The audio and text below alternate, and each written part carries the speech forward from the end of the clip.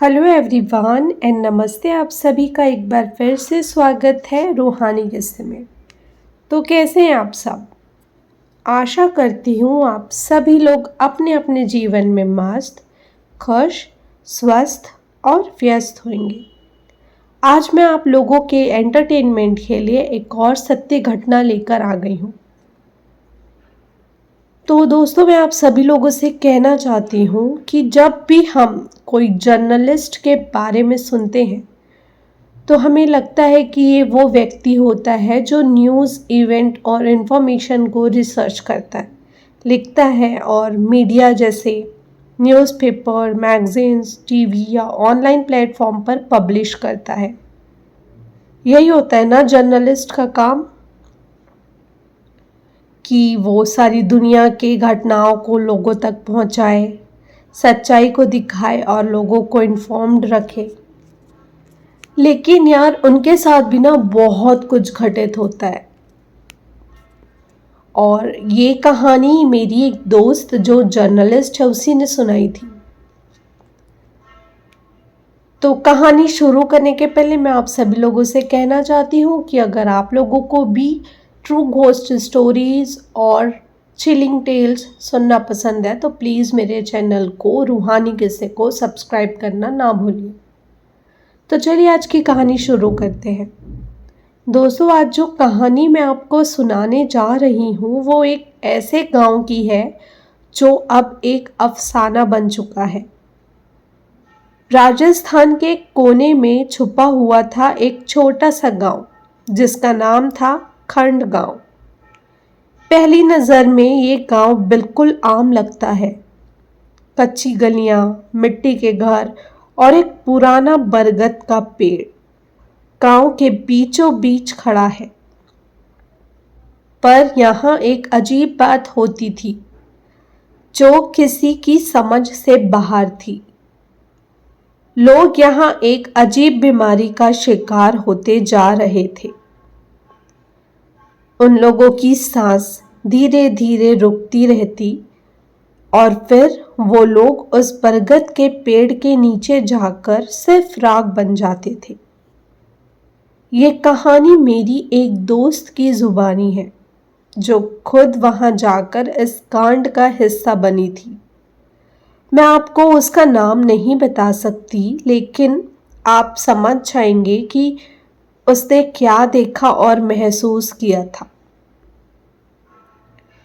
सब कुछ उस दिन शुरू हुआ जब गांव के एक आदमी मोहन की मौत हुई। मोहन बिल्कुल ठीक था। बस एक रात अचानक उसने अपनी पत्नी से कहा, मुझे लगता है मेरी सांस अटक रही है। पत्नी ने सोचा कि ये बस मामूली थकान होगी, लेकिन सुबह तक मोहन अपने बिस्तर पर नहीं था। उसका जिस्म उस बरगद के नीचे मिला, सिर्फ राख का एक ढेर। पहला शोक गांव में तूफान की तरह छा गया था और उसके बाद जैसे ये एक सिलसिला बन गया। हर कुछ दिन बाद कोई ना कोई आदमी या औरत उसी तरह अपनी सांस के शिकार हो जाता। एक अजीब बात थी कि जितना भी पढ़ा लिखा डॉक्टर या वैद्य बुलाया गया हो, किसी को समझ ही नहीं आता था कि ये रोग है या श्राप, और ये कैसा रोग है।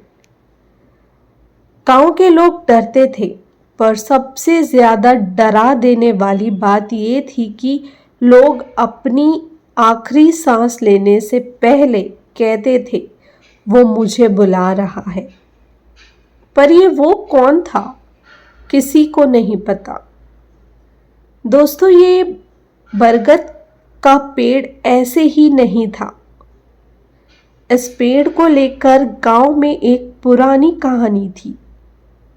कहते हैं कई साल पहले इस जगह एक तांत्रिक आया था जो अपने काले जादू के लिए मशहूर था।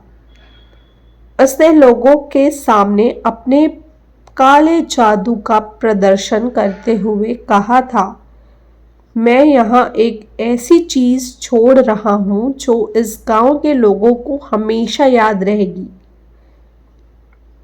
तब किसी ने बात को सीरियसली नहीं लिया, लेकिन गांव के बुजुर्ग कहते हैं कि उस तांत्रिक ने उस पेड़ को अपनी आत्मा का घर बना दिया था और जो भी उस पेड़ के पास जाता उसकी सांस उस पेड़ के अंदर खींच ली जाती थी। लोग इसे सांस खाने वाला पेड़ कहते थे। अब आप सभी लोग सोचोगे कि ये बस एक गाथा है, लेकिन मेरी दोस्त की बात सुनोगे तो आपका दिल कांप उठेगा।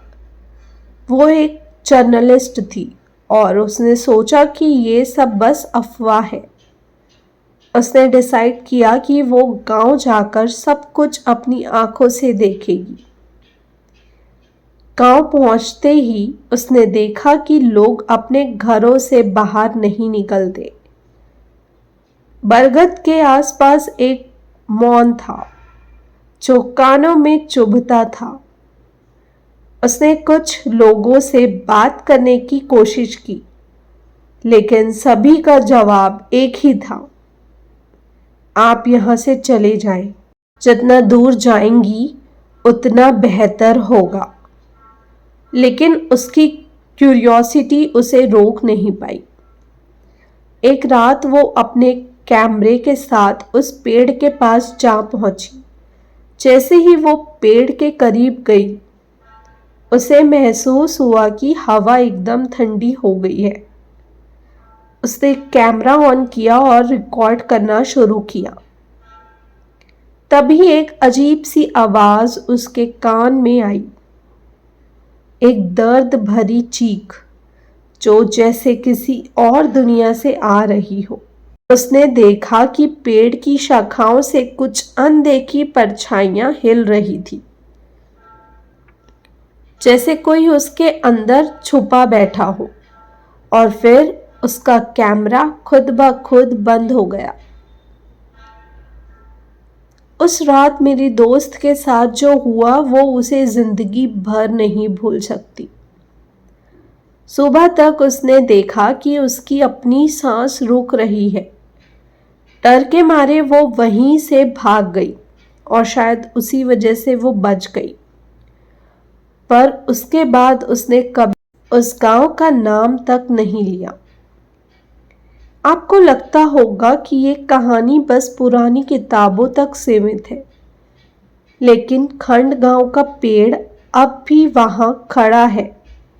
कहते हैं जो लोग इस कहानी पर विश्वास नहीं करते और उस पेड़ के पास जाते हैं, उनकी कहानी भी सिर्फ एक राख के ढेर तक सिमट जाती है। तो दोस्तों, अगर आप कभी खंड गांव के आसपास जाने का सोचोगे तो याद रखना, उस पेड़ के पास मत जाना। क्या पता कहानी सच हो और आपकी सांस भी उस पेड़ के अंदर का शिकार बन जाए। सोच समझकर फैसला लेना, क्योंकि ये सिर्फ एक कहानी नहीं बल्कि एक चेतावनी है।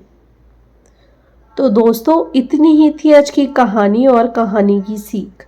अगर आप लोगों को ये कहानी अच्छी लगी हो तो इस कहानी को एक लाइक और मेरे चैनल को सब्सक्राइब करना मत भूलिएगा। और अगर आप लोगों के पास भी कोई ऐसी कहानी हॉरर स्टोरीज है तो आप सभी मुझसे इंस्टाग्राम के थ्रू कनेक्ट करके मैसेज कर सकते हैं और अपनी स्टोरीज बता सकते हैं, सुना सकते हैं। हो सकता है शायद मैं कल आप लोगों की कहानी अपने चैनल पर लेकर आऊँ। तो चलिए, मेरे इंस्टाग्राम के पेज का लिंक मेरे यूट्यूब चैनल के डिस्क्रिप्शन में मेंशन है और मैंने कमेंट बॉक्स में भी पिन करके रखा हुआ है। तो आप सभी लोगों से कल फिर से मुलाकात होगी एक और कहानी के साथ, एक और किस्सा लेके। तब तक के लिए bye bye, take care and thank you for watching.